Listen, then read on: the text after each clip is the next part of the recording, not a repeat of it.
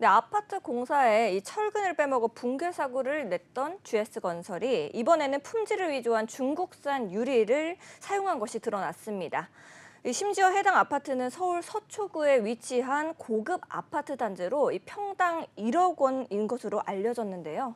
강신업 변호사님, 이거 어떻게 보고 계실까요? 글쎄 말이에요. 저는 좀 깜짝 놀랐어요. 네. 어떻게 저렇게 중국산 그 유리를 네. KS 마크를 위조해서 붙여가지고 그러니까요. 그리고 우리나라 걸로 둔갑시켜가지고 그렇게 네. 이제 납품을 했다는 거 아닙니까?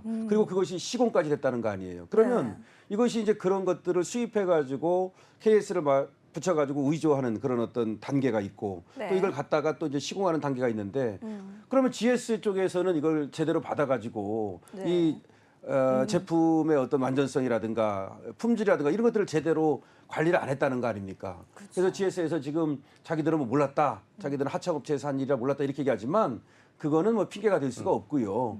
또 GS는 저번에 또 그 전과가 있잖아요. 그러니까요. 네. 그래서 전과가 이게 무서운 거예요.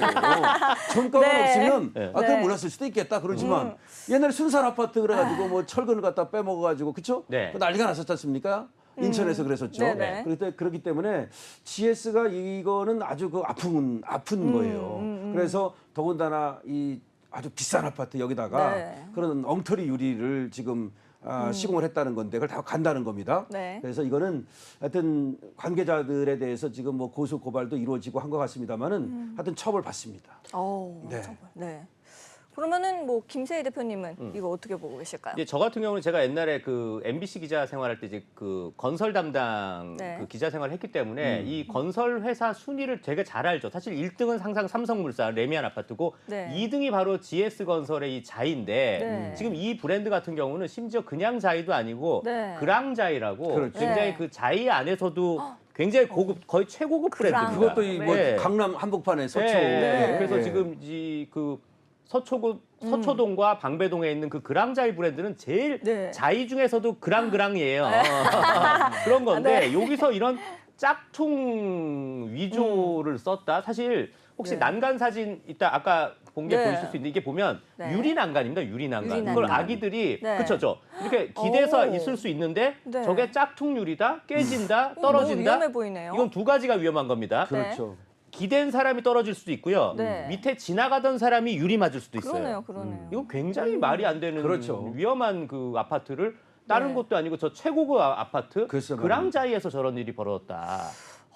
정말 네, 그 위험. 철근도 그렇고 유리도 그렇고요. 네. 저거는 네. 우리 그 입주민들의 안전과 직접 연결이 돼요. 네. 그쵸, 근데 네. 저렇게 저는 GS 건설이 네. 저 물론 뭐 수입해 가지고서 그렇게 KS 마크를 붙여서 납품을 한 그런 네. 어떤 하청업체도 물론 문제지만 네. 이 아파트를 건설할 때 최종 이제 네. GS 건설이 책임 아닙니까? 그쵸. 거기에 대한 어떤 확실한 정말 그런 것이 있어야지 네. 국민들 이거 불안해서 상당히 불안할 수밖에 없죠.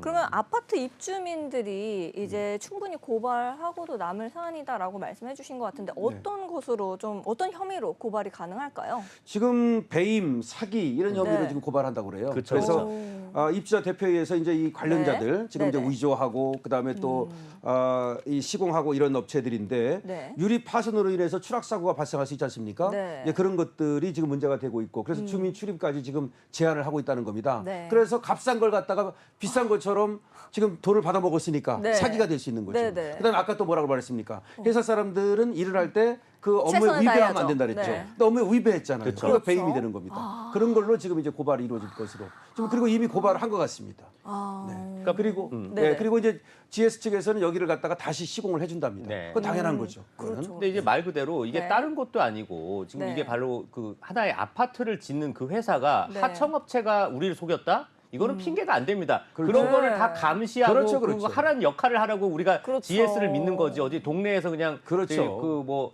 학고방 짓는 네. 것도 아니고 말입니다. 이거는 말도 안 되는 그래서 이제 일이다. 감리가 다 있는 것이고요. 네. 네. 이 사람들이 제대로 이제 감리를 안 하고 그랬다면 그것도 다 처벌받을 수가 있습니다. 네. 사실은 말이죠. 그리고 이 아파트가 뭐 30억이 넘는 그런 아파트랍니다. 네. 그런데 이 유리가 예를 들어서 10만 원짜리를 써야 되는데 1만 원짜리 네. 썼다. 그럼 9만 원 띵거 먹은 거 아닙니까? 네, 그것뿐만 네. 아니라 위험하게 만들었기 때문에. 네. 그렇죠. 네. 그러게요. 평당 가격이 1억 원이다라고 하는데 이렇게 하는 게 이제 주거와 같이 중요한 문제가 달린 사안인 만큼 하루속히 해결 방안이 마련이 돼야 될 것 같습니다. 그럼 우리 마지막 뉴스로 넘어가 보도록 하겠습니다. 눈치 보지 않는 새로운 방향을